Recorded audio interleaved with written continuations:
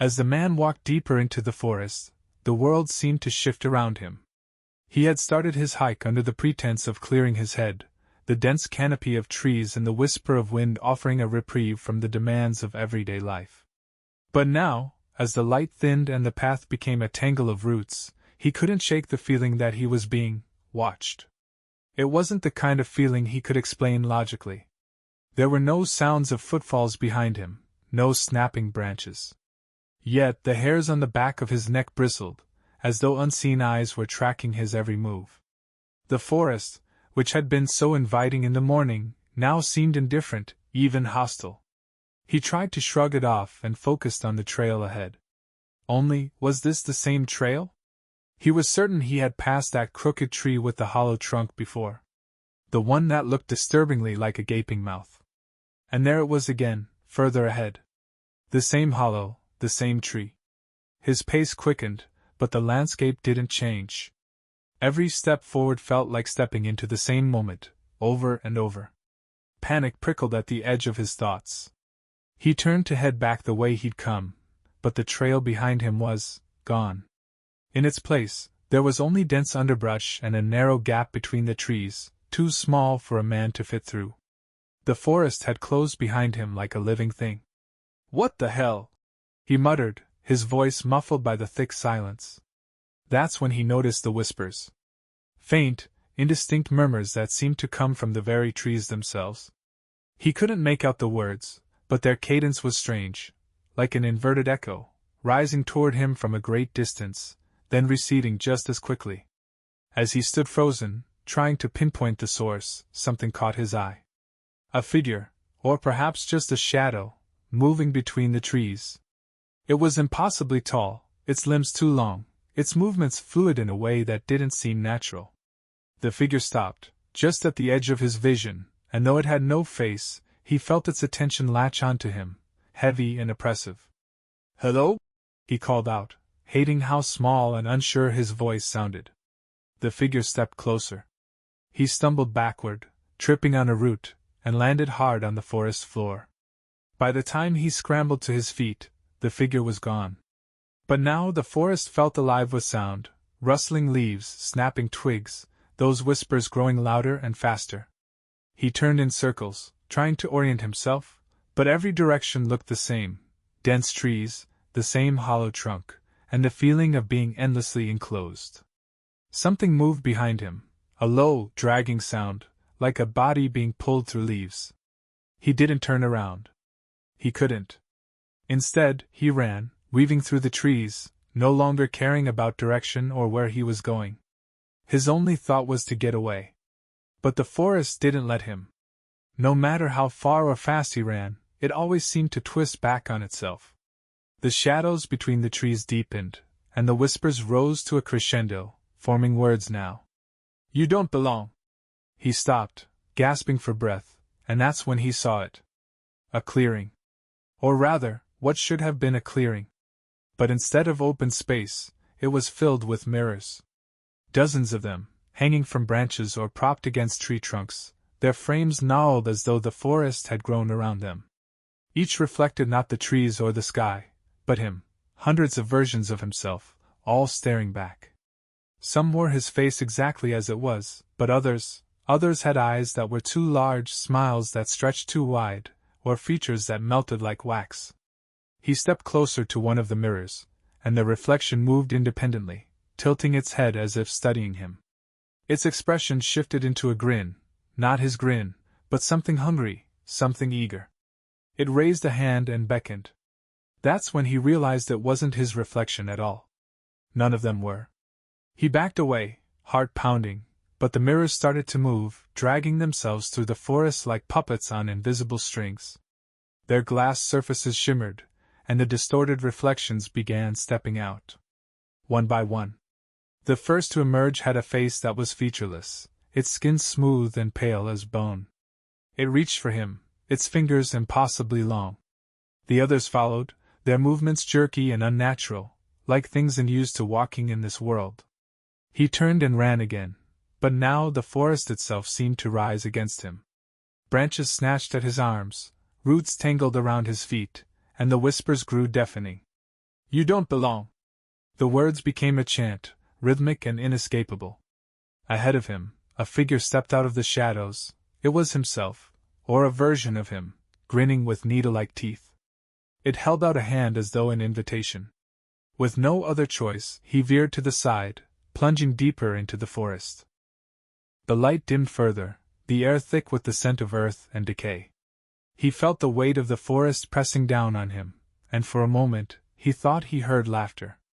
Not the kind of laughter you'd hear at a joke or in joy, but something colder, crueler. When he finally burst into another clearing, the forest fell silent. His breath came in ragged gasps, and his legs shook beneath him. The clearing was empty, save for a single tree in the center. Its bark was black, and its branches twisted upward like skeletal hands. At its base was a door, an ancient, wooden thing with no handle, only a keyhole. A voice came then, soft and melodic, but carrying an edge of menace. "Do you wish to leave?" He hesitated, his eyes darting back toward the trees, where the whispers and shadows lurked. "Yes," he whispered. Then stepped through. The door creaked open on its own, revealing only darkness. He took a step forward, then another, until he was inches from the threshold.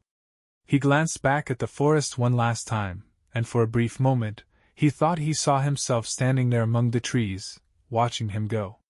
He stepped through. And the forest swallowed him whole.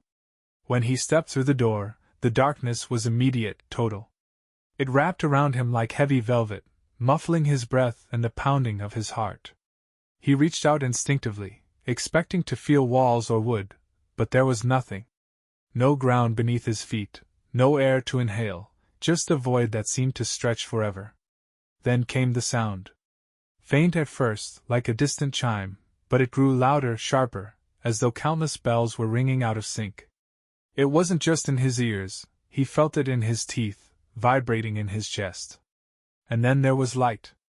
It came in bursts, flickering like fireflies, until it finally stabilized into a dim, ghostly glow. He blinked against it, his eyes adjusting to the surreal landscape that now surrounded him. The forest was gone. Instead, he found himself in a strange, endless plain. The ground beneath him was smooth, polished like obsidian, reflecting the dim light of a sky that didn't exist. Above, there were no stars, no clouds, just a vast expanse of undulating darkness that seemed to ripple as if alive. And scattered across the plain were doors. Thousands of them, perhaps millions.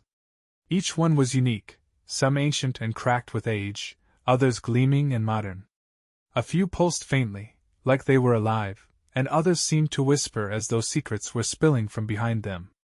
The door he had just walked through was still there, but it had changed. Its wood was now gray and veined, pulsating faintly like the skin of some living thing. He backed away from it, his breath quickening. "Where am I?" he whispered, though he doubted there was anyone to hear him.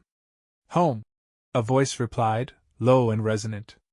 It came from everywhere and nowhere all at once. He spun around, trying to find the source, but there was nothing. Just the plain, the doors, and the ever-shifting darkness above. "Who are you?" he demanded, his voice trembling. There was no immediate answer, but then one of the doors ahead of him creaked open. Light spilled out, a harsh, golden hue that felt more like fire than sunlight. Against it stood a silhouette, humanoid but impossibly tall and thin. Its limbs seemed stretched, its proportions wrong, as though it had been pulled apart and reassembled by someone who didn't understand anatomy. The figure stepped forward, and the light from the door behind it dimmed. He couldn't see its face, if it had one, but he felt its gaze lock onto him, heavy and unrelenting. "You do not belong," the figure said. Its voice wasn't a voice at all, but a thought pressed directly into his mind, each word scraping against the inside of his skull. "I just want to leave," he stammered. It tilted its head, the movement sharp and unnatural. "There is no leaving. There is only choosing." "Choosing what?" The figure didn't answer. Instead, it gestured with one impossibly long arm, and the doors around him began to shift. They slid across the black ground like pieces on a chessboard, rearranging themselves in perfect, geometric patterns. Some pulsed more brightly now, their whispers growing louder. Others dimmed and fell silent. One door slid to the forefront, stopping just in front of him. It was simple, unassuming, old wood with a rusted handle. The whispers behind it were faint, but insistent, like a voice just out of earshot. "Choose," the figure said. "What's behind it?" he asked, his throat dry. The figure's head tilted the other way. "What you brought with you?" He stared at the door, his pulse pounding in his ears. He could feel something on the other side.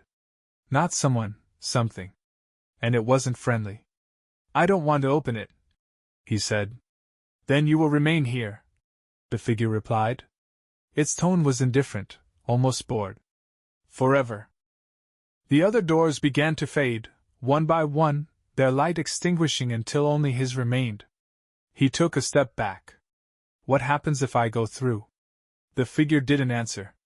Instead, it began to dissolve, its form unraveling into wisps of darkness that merged with the sky above. As it vanished, the ground beneath him trembled. Cracks began to spread across the polished surface, light spilling through them like liquid gold. He was running out of time. With a deep, shuddering breath, he stepped forward and grasped the handle. It was warm to the touch, almost hot, and the whispers immediately grew louder. They weren't voices, he realized. They were screams. The door swung open on its own, revealing a scene that made his blood run cold. It was the forest, but not as he remembered it. The trees were twisted and charred, their branches clawing at a sky that burned with an angry red glow. The air was thick with ash, and in the distance, he could see figures moving, human shapes, but wrong. Twisted, broken things that lurched through the fiery haze. A hand shot out from the darkness beyond the door, gripping his wrist with a strength that made him cry out. It pulled, dragging him forward, and no matter how hard he fought, he couldn't break free. The last thing he saw before the door slammed shut behind him was his own reflection in the cracked glass of a nearby tree. But it wasn't him. It grinned, its eyes burning like embers, and mouthed two words. "Welcome back." The door slammed behind him with a force that rattled the very air, and he found himself gasping, crouched on scorched earth. The forest around him was alive, but not with life. It moved like a breathing thing, the charred trees bending and creaking as though aware of his presence. The ash-filled air was heavy in his lungs, choking him with every breath. He stumbled to his feet, his wrist throbbing where the hand had gripped him. The flesh there was marked, a livid red burn in the shape of long, skeletal fingers. The figures he had glimpsed earlier were closer now, lurching toward him through the crimson haze. Their movements were jerky, like marionettes handled by a clumsy puppeteer. "Stay calm," he whispered to himself, though the sound of his own voice seemed out of place here, swallowed by the unnatural silence of the world. But then, a new sound pierced the air, a guttural, bone-rattling growl. It came from everywhere at once, reverberating through the cracked earth and trembling trees. The figures stopped their shambling, turning their eyeless faces toward him in unison. Though they had no mouths, he could feel their hunger. Instinct took over. He turned and ran, dodging between the claw-like trees as the sound of pursuit erupted behind him. The ground shifted beneath his feet, soft and unstable, as if trying to suck him down. The growls grew louder, joined now by a chorus of sharp, unnatural shrieks that made his ears ring. He didn't know where he was running to, only that he couldn't stop. The forest seemed to twist endlessly, a labyrinth of gnarled trunks and clawing branches. Every path looked the same, and yet he couldn't shake the feeling that it was leading him somewhere, guiding him deeper. Ahead, he saw it, a clearing bathed in the same red glow that tainted the sky. In the center stood a large stone altar, its surface slick with some dark, viscous liquid that shimmered like oil. Around it, the figures had gathered, their movements synchronized as they swayed in silent reverence. He stopped, panting, his heart hammering against his ribs.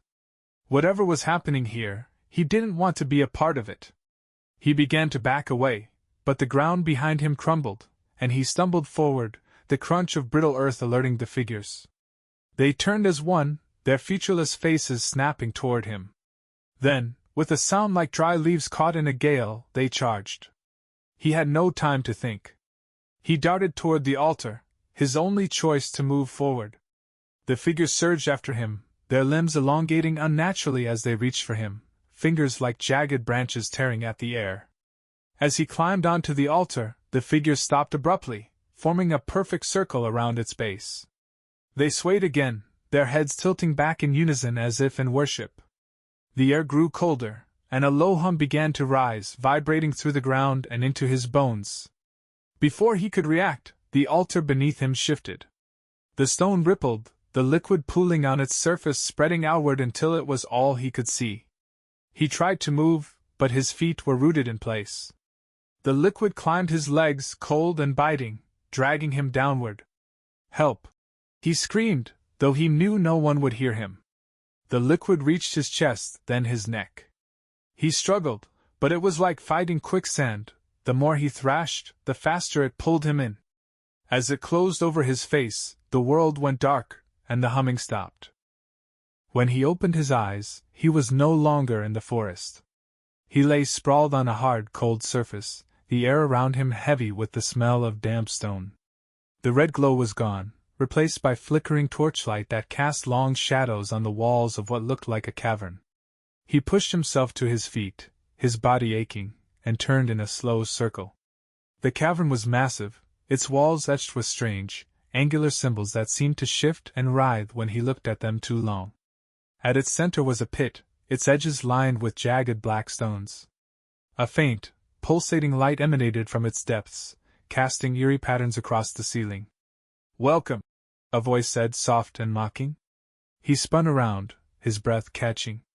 Standing at the edge of the pit was the figure from the forest, the one that had pulled him here.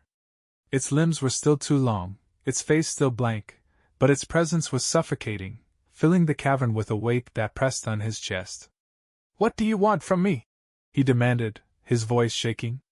The figure tilted its head, the motion slow and deliberate. "To teach you." "Teach me what?" he snapped, his fear giving way to anger. "What the hell is this place?" The figure didn't answer. Instead, it raised one long arm and pointed toward the pit. The light within it pulsed faster, and a low, rhythmic sound began to rise, a heartbeat, deep and resonant. He took a step back, shaking his head. "No. I'm not going down there." "You already have," the figure replied. Its voice was no longer mocking but cold, final. "You brought this with you. Now you must face it." The heartbeat grew louder, deafening now, and the pit began to change. Shapes emerged in the light, faces, twisted and screaming, their mouths forming words he couldn't understand. They reached for him, their hands clawing at the air, their eyes burning with fury and despair. He stumbled back, but the ground beneath him gave way, and he fell. The last thing he heard before the darkness claimed him was the voice of the figure, echoing in his mind. "You don't belong yet." And then silence. When he awoke, he was lying on a cold, wet surface, his body aching as though he'd been crushed under unimaginable weight. His breathing was shallow, his lungs fighting for air that tasted faintly of sulfur and ash. Slowly, he pushed himself up, his hands scraping against slick stone. He wasn't in the cavern anymore. The world around him was wrong. Above, the sky was a swirling void of black and crimson, as if the universe had torn itself open. Tendrils of light, like lightning trapped in slow motion, crawled through the clouds. The ground was uneven, a patchwork of jagged rocks and shifting sands that glowed faintly beneath his feet. In the distance, shadowy structures loomed, their shapes impossible to fully comprehend. They twisted and bent, defying gravity, some seeming to rise only to fall endlessly, as if caught in a loop of time. A sound came from them, a low, keening wail, not unlike the wind, but layered with voices. "Where am I now?" he muttered, though he doubted the question had an answer. He stumbled forward, his body protesting with every step. His mind felt fractured, as if it were struggling to hold on to reality in this place. With every breath, memories flickered at the edges of his thoughts, fragmented, half-formed things that felt both familiar and alien. Ahead, the landscape seemed to shift, pulling his gaze toward a single point. It was a tower, tall and narrow, its surface a seamless black that reflected the crimson sky above. At its top, a single light pulsed rhythmically, like a beacon. Somehow, he knew it was important. He began walking toward it, his steps uneven. The path was treacherous, the ground giving way to pits of glowing, molten stone that radiated unbearable heat. Shadows moved in the periphery of his vision, darting between the rocks. He didn't dare look too closely, afraid of what might be watching. As he drew closer to the tower, the air grew heavier, pressing down on him like an invisible hand. The wails from the distant structures merged with a new sound, a whispering chorus, countless voices speaking in a language he couldn't understand. It came from the shadows around him, growing louder with each step. He stopped, his chest tightening. The whispers were no longer just sounds, they were inside his head, threading through his thoughts, pulling at his memories. He saw flashes of faces he didn't recognize, places he'd never been. Or had he? It was impossible to tell anymore. "You don't belong here," a voice whispered close to his ear. He spun around, but there was no one there. Only the shifting shadows, watching. His gaze snapped back to the tower. He could feel it pulling at him, an invisible tether dragging him forward. With a deep breath, he pressed on, his legs trembling beneath him. When he reached the base of the tower, he was struck by its sheer size. Up close, its surface seemed to ripple like liquid, reflecting distorted versions of the landscape around it. The whispers grew louder, more insistent, and as he stared at the tower, words began to form in his mind. Climb. See. Remember. He didn't want to obey, but his body moved on its own. His hands reached out and touched the tower's surface, and a chill shot through him, like ice flooding his veins. The material felt alive, pulsating beneath his fingers. The climb was grueling. The tower had no visible handholds, yet his fingers found purchase on its seamless surface, as if the structure itself wanted him to ascend. The higher he climbed, the heavier the air became, until it felt like he was dragging the weight of the entire world behind him. When he finally reached the top, he collapsed onto a narrow platform. The light he had seen from below was there, hovering above him, a sphere of shifting colors that seemed to pulse in time with his heartbeat. It was beautiful, and yet he couldn't shake the feeling that it was watching him. "Why did you bring me here?" he asked, his voice raw. The sphere pulsed, and his surroundings blurred. Images flooded his mind, too fast to comprehend. He saw himself standing in the forest, staring at the hollow tree. He saw the moment he'd stepped through the first door, the forest that had twisted around him, the altar, the pit. But then the images changed. He saw his life, or what he thought was his life. A small apartment. A desk cluttered with papers. A face he almost recognized, smiling at him. A photo of himself with a group of people, their faces blurred. Then, something darker. Shadows creeping into the edges of his memories. Moments that fell off, as if they didn't belong. He saw himself staring into a mirror, but his reflection didn't move. He saw himself lying in bed, a figure standing at the foot of it, its face obscured. The sphere pulsed again, and the images vanished. "You were already lost," the voice said. It wasn't the sphere, it was the figure from before, though it wasn't there. Its presence filled the air, suffocating and unrelenting. "What does that mean?" he shouted, clutching his head. The sphere pulsed faster, and the tower began to tremble. Cracks spread across its surface, and the platform beneath him started to crumble. "You never left," the voice said, echoing in his mind. "You never could." The light enveloped him, and the world shattered. He woke up in the forest. The sunlight streamed through the trees, dappling the ground with golden light. Birds chirped in the distance, and a gentle breeze rustled the leaves. It was peaceful, idyllic. But something was wrong. He sat up, his head pounding, and looked around. The path was there, winding through the trees. But when he looked at the ground, he saw his own footprints, circling endlessly around the hollow tree. And behind him, just out of sight, something whispered his name,